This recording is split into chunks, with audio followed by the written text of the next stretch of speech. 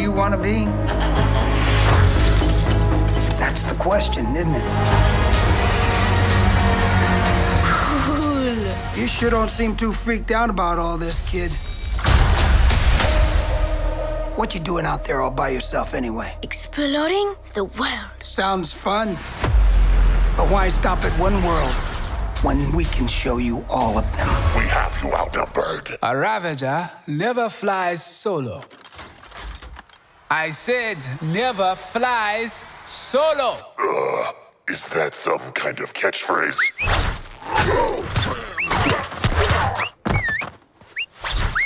You had me worried for a second. Journey to face the unknown and ponder the question.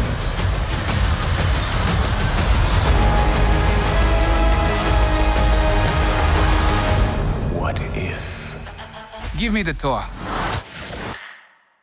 Welcome back, everyone. This is my Marvel What If Episode 2 trailer video, What If Black Panther Became Star-Lord. So we'll break it all down. There's a bunch of Easter eggs. It's probably going to be one of the best episodes of the season. If you didn't think Episode 1 was crazy enough, like, this felt pretty similar to the plot of the first Captain America movie, it's What If. Make it as crazy and bonkers as possible. I think that Episode 2 will deliver on that in a much better way, much more to what you're expecting from a series like What If, just based on the pitch. If you've ever read the comics, it gets really, really crazy. If you're new to the channel, be sure to subscribe to get all the episodes. I'll be doing videos for all the episodes. There's 9 total during Season 1. There'll be 9 total during Season 2 as well. Careful for spoilers from What If Episode 1 if you haven't seen it either, because connecting this to the Loki series and the way they explain the Marvel multiverse, what happens in future episodes sort of builds on the craziness of the Nexus event that started in What If Episode 1, even though they're kind of treating a lot of these early episodes as if they're happening in different universes. Think about the way the Watcher was explaining it during the previous trailers and during Episode 1. So Captain Carter becomes the first Avenger, history goes down very differently in that universe,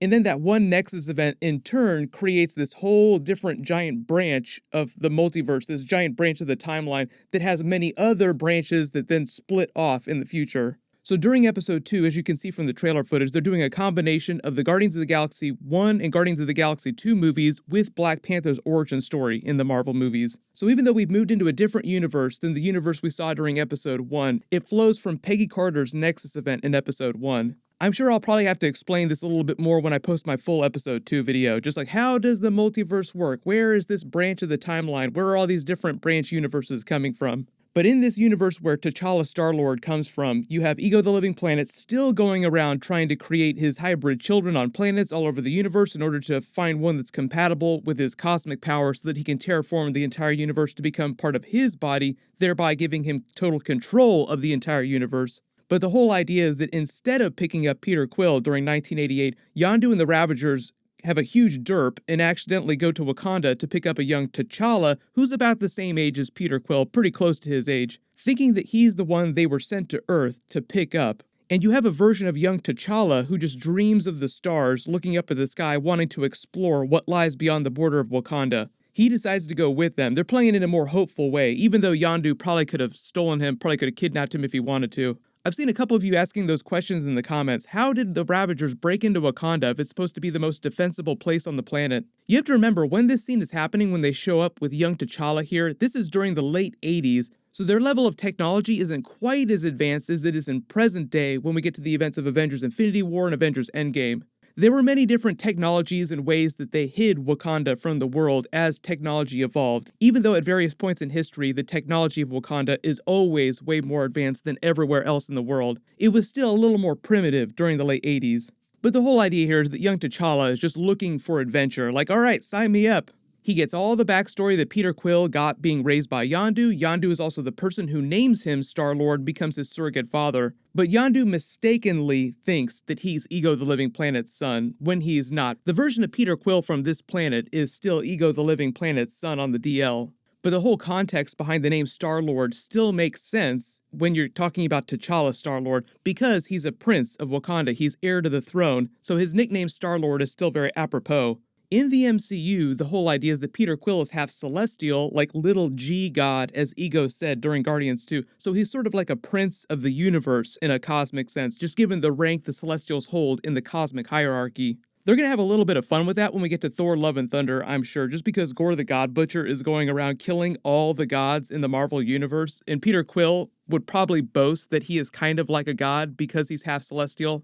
But in this universe, because you have T'Challa, Star-Lord, growing up with Yondu being a Ravager, it dramatically alters the course of history in the universe way more than you'd expect. So when I say this episode does a much better job of delivering on the premise or the promise of the What If series, like show me a timeline where things are way crazier, like show me the alligator Loki version of a Black Panther and Guardians of the Galaxy story. They have a lot of fun with this twist, so even though a lot of these scenes from the episode and the trailer you see are all scenes from that first and second Guardians of the Galaxy movie, with Black Panther Star-Lord stealing the Power Stone from Morag, Korath trying to hijack him with his soldiers. If it wasn't clear though, the idea in this and the original Guardians of the Galaxy movie is that Peter Quill and now Black Panther are stealing the Power Stone because the Ravagers had a contract with the Collector. During the original movie, even though they played it like the broker didn't want to reveal his client's secret identity who originally took the contract out for the Power Stone, it was the Collector the whole time. Thanos and Ronan, who was still working for him at that point, were also looking for the stone, but they weren't the ones who had the contract with the broker and thereby with Peter Quill and the Ravagers.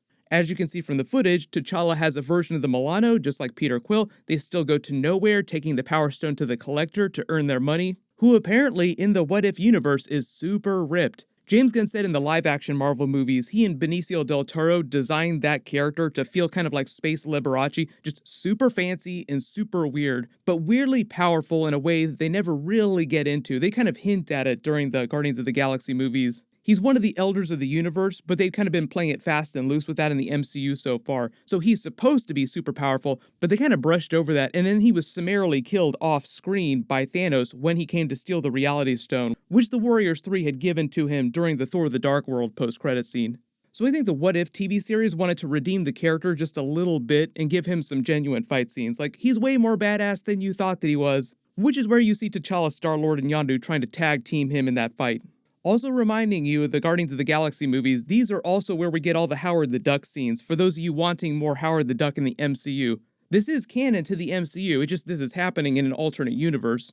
We should be calling it the Marvel Cinematic Multiverse now. Seth Green also claimed that he came back to do the voice. There was a question about that earlier this year, because there are a couple Marvel actors that didn't come back, but for the most part, it's all the Marvel movie actors playing their characters. I think the idea is that it's just way easier to do Howard the Duck because it's animation, so they just had a little bit of fun with that. Like, okay, just give us way more Howard the Duck. Some of you also might remember that there was a short-lived Howard the Duck TV series Kevin Smith was working on for Marvel that would have been on Hulu, but they wound up canceling that a couple years ago when Kevin Feige took over all of Marvel television shows. But the Howard the Duck show that he was working on would not have been the same Howard the Duck from the Guardians of the Galaxy movies. It would have been like a totally different comic book version of Howard the Duck. The whole idea with Kevin Feige taking over all Marvel television shows is that all their television shows that they're producing now with the Marvel Studios banner are canon to the MCU, which is why there shouldn't have been a question if What If was going to be canon, because it's being produced by Marvel Studios.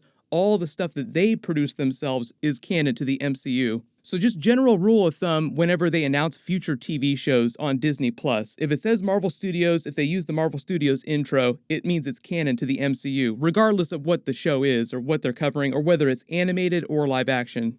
But the other big stuff that's going on in this alternate universe Guardians of the Galaxy Black Panther plot is Thanos, Gamora, and Nebula, because they were all huge characters in that original Guardians movie. And because the whole idea here is that T'Challa becoming Star-Lord radically alters the history of the universe, the idea is that these alternate versions of Thanos, Gamora, and Nebula are all very different as well, although their backstory up to the late 80s and mid-90s is mostly the same. It's really not till the early and mid-90s when T'Challa becomes very active as Star-Lord that history really starts to diverge in this alternate universe. And remember, the whole idea of the What If series is kind of using a version of Final Boss Form Ultron as the main big villain for their version of Avengers Infinity War, meaning Thanos isn't going around forming the Infinity Gauntlet during that period. And it's because they're doing a version of what if Thanos became good and did not snap half of all life in the universe. This is where we get back to that whole Peggy Carter Nexus event. Peggy Carter becoming a super soldier alters history on her world radically, in turn leading to more and more branch timelines, alternate realities being created in the future. In the domino effect you see, more dominoes start getting toppled over, more and more branch timelines, more alternate realities. Down the line, as you get to the events of the Guardians of the Galaxy movies, T'Challa has become Star-Lord in another universe, and also because of that and other changes in that timeline, Thanos decides to stop his quest to balance the universe and becomes a Ravager instead. The whole vibe of T'Challa's Ravagers are also way more altruistic rogues than Peter Quill's Ravagers too, slightly less dirtbags. In this universe, they're more like a group of cosmic Robin Hoods, stealing from the rich and giving to the poor. And for example, the Collector is super, super rich, as evidenced by his massive collection inside Nowhere. The alternate version of Gamora is still Thanos' daughter, but now you can see why she's wearing his armor from Avengers Infinity War and wielding his giant double-bladed sword in all the trailer footage. Because her version of Thanos isn't using it anymore, he's turned good, so he's not going around waging wars on every single planet in the universe. The producers revealed that Chadwick Boseman did a total of 4 episodes, so there will be a lot of him during season 1. But the whole idea is that episode 3 will be the first big Avengers-based episode with a huge twist on the Marvel Phase 1 storyline. Episode 4 is supposed to be the Doctor Strange episode with the alternate version of his origin story that leads to him becoming Dark Doctor Strange, the goth version of Doctor Strange. But if there's any other big questions that you have about the episodes or the logic or the way they're explaining the multiverse during all the different episodes, just leave them in the comments below and I'll make sure to include that in my future bonus videos. My full What If Episode 2 video will post next Wednesday just like normal. There'll probably be a couple other bonus videos that I'll post during the week. Like I said, that episode should wind up being a banger. Everyone, click here for my full Marvel What If Episode 1 video and Easter eggs, and click here to learn what's going on with the Avatar: The Last Airbender Netflix TV series. Thank you so much for watching. Everyone stay safe, and I'll see you guys tonight.